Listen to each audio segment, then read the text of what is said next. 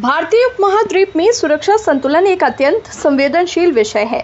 भारत और पाकिस्तान के बीच बढ़ते तनाव के बीच यदि किसी एक पक्ष की रक्षा प्रणाली गंभीर रूप से विफल होती है तो यह न केवल उसकी सैन्य शक्ति पर प्रश्न चिन्ह लगाता है बल्कि उसकी रणनीतिक निर्भरता की पोल भी खोल देता है।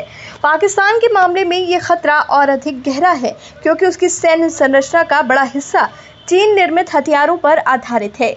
एक अनुमान के अनुसार पाकिस्तान के पास 80% से अधिक हथियार चीनी मूल के हैं। एनबीटी की रिपोर्ट के अनुसार पाकिस्तान की वायु रक्षा प्रणाली को हाल ही में हुए ड्रोन हमलों से गंभीर क्षति पहुंची है। ये नुकसान मुख्य रूप से HQ-9B एयर डिफेंस सिस्टम को हुआ है, जिसे चीन ने रूस के S-300 और अमेरिका के पेट्रियट सिस्टम की तकनीकों के आधार पर विकसित किया।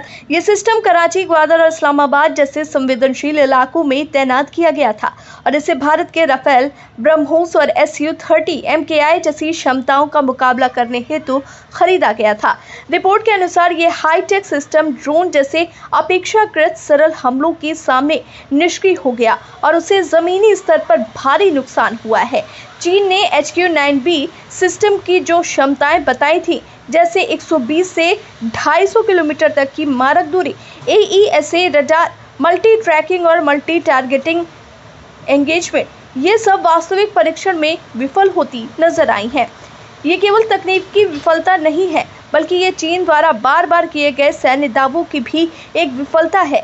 पाकिस्तान ने 2021 के बाद इस सिस्टम को अपनी सुरक्षा नीति में शामिल किया था, जबकि पहले से ही विभिन्न अंतर्राष्ट्रीय विश्लेषणों में इसकी विश्वसनीयता पर संदेह व्यक्त किए गए थे। पहले उसके पास जो भी सीमित रणनीतिक विकल्प हैं, वो अब और सीमित हो चुके हैं। दूसरी, ये विफलता भारत जैसे सैन्य रूप से सशक्त पड़ोसी के विरुद्ध उसकी क्षमता को और कमजोर कर सकती है। और तीसरी, ये घटना इस बात का प्रमाण है कि रक्षा के क्षेत्र में केवल आयातित तकनीक पर निर्भर रहना आत्मघाती हो सकता है, विशेषकर जब तक वो तकनीक किसी ऐसे देश से ली गई हो जिसकी पारदर्शिता और युद्ध प्रदर्शन संदिग्ध हो।